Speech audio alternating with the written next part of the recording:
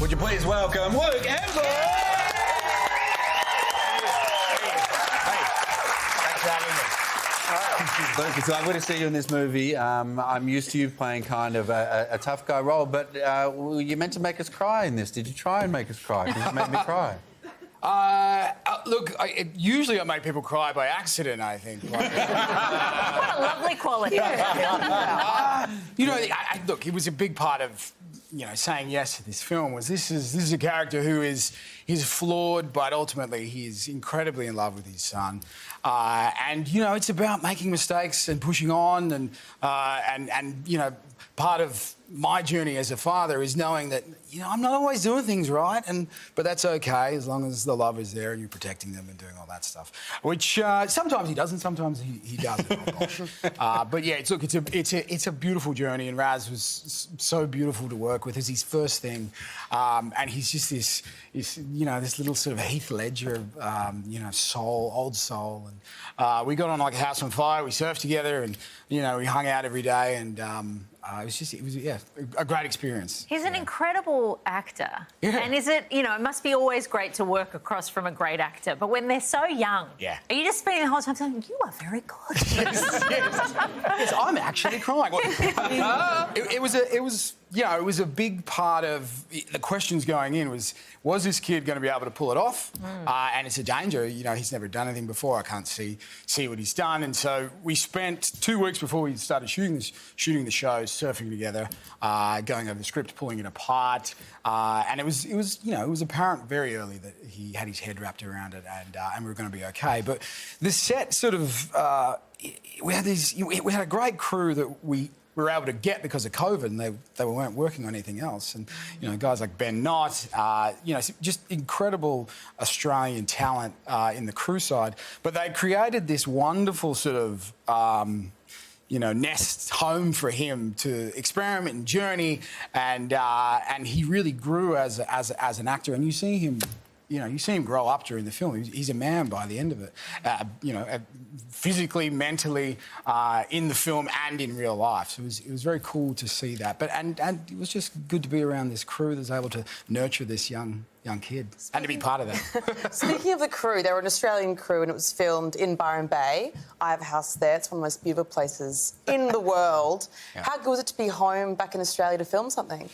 It's when you can drive to work and sleep in your own bed at the end of the day, it's kind of a blessing. And then to get paid to go surfing, and it's hard. It's hard to find something to complain about. Although I usually do. It's usually about the food or something. Is that before or after you make people cry accidentally?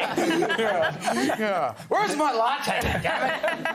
I mean, it looked like you had a terrible time doing it. Was there a lot of kind of childhood memories for you that kind of form part of this? I mean, he looks like every kid you see in the car park at every beach, Raz. So I could have named 10 people that I grew up with that look like him, that were never as good a surfer as him. And I think that was part of the whole journey of the film, was making sure that it felt like a trip down memory lane. It felt like being back at the surf in the 90s, and I think it works. I think it feels like that. It definitely doesn't feel like it was shot, in modern times.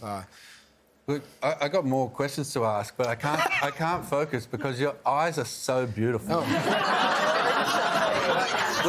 I was trying, because I'm looking at them and I'm lost in them, and then I was trying to look down at our monitors to see if they catch how. Can we zoom? Can we have a better look? Can we? Yeah. I would kiss that puppy dog. You get compliments on your eyes a lot. I have my mum and dad to thank for that. They're incredible. They're contacts. Watch it. Just pop them out. Look at, Because I wonder now, like, often people talk about a star quality, and an actor has a star quality, and I'm like looking at you, and I'm like, is it just perfect eyes? I thank God that I got eyes because I should have been stretched out as a child or something, you know. My legs were built too close to the ground.